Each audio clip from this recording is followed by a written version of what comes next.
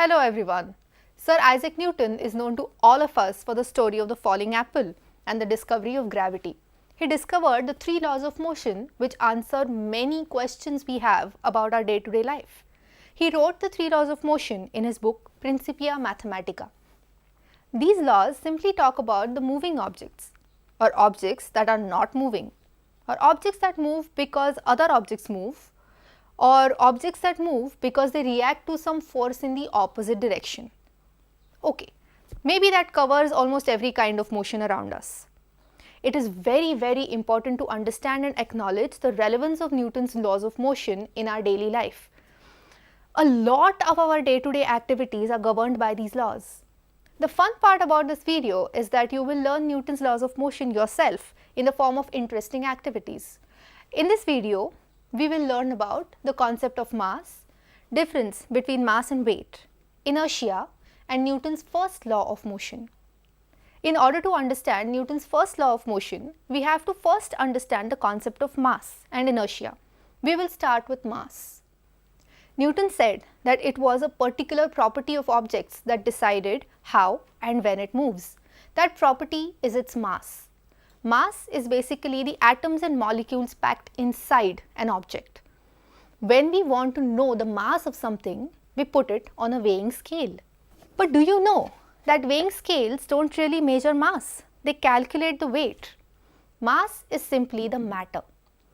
We seem to measure mass and weight both in kilograms, grams, milligrams or pounds, but actual measurement unit of weight is Newton.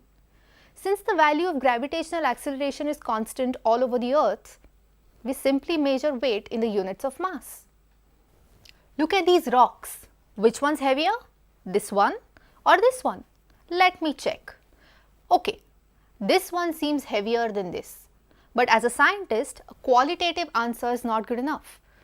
I need to know exactly how much heavier it is. Now, on a weighing machine, let me weigh both these rocks.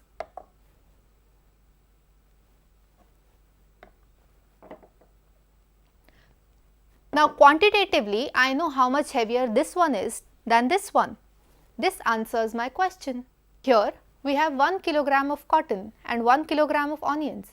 Can you tell whether the mass of both of them is equal or not?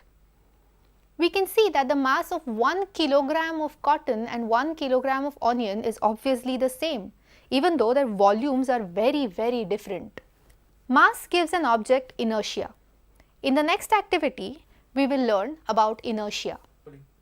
Here, we have two plastic bottles. Both of them are filled with water. Let me place them one on top of the other with a paper strip sandwiched in between them. Now, if I strike this strip hard with my fingers, what do you think will happen?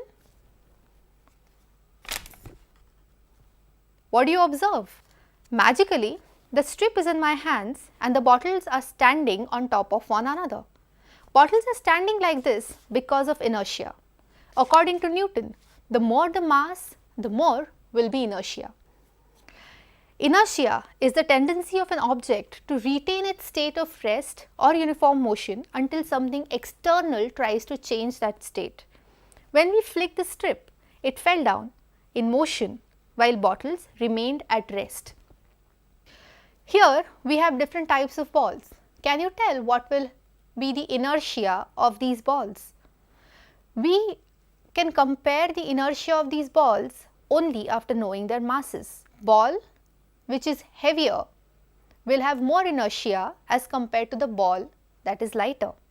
Similarly, like in the previous example, the bag of 1 kilogram of cotton and 1 kilogram of onions will have the same inertia. Now we will talk about Newton's first law of motion. Mass of an object decides inertia of an object. But if we apply force on that object, its state changes from rest to motion or motion to rest. Let's understand this with the help of an activity. Here we have a glass, a plain plastic plate and a plastic ball. Now I will place this plate on top of the glass and balance this ball in the center of the plate. Now I will flick the plate with my finger with one clean motion.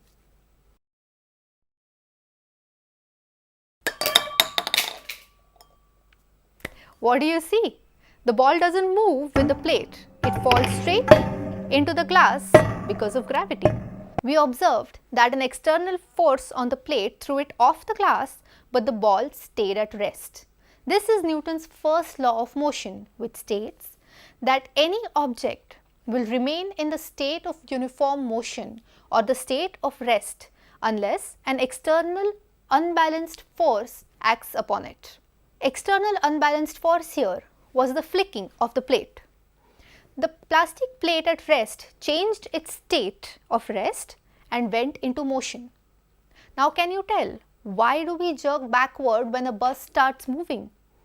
We are in stationary motion in a bus, so our body tries to retain its state of rest. That's why we feel a jerk backward when the bus starts moving. Hope you enjoyed this video and learnt Newton's first law of motion. Join with me in the next video to learn about Newton's second law of motion. Thank you.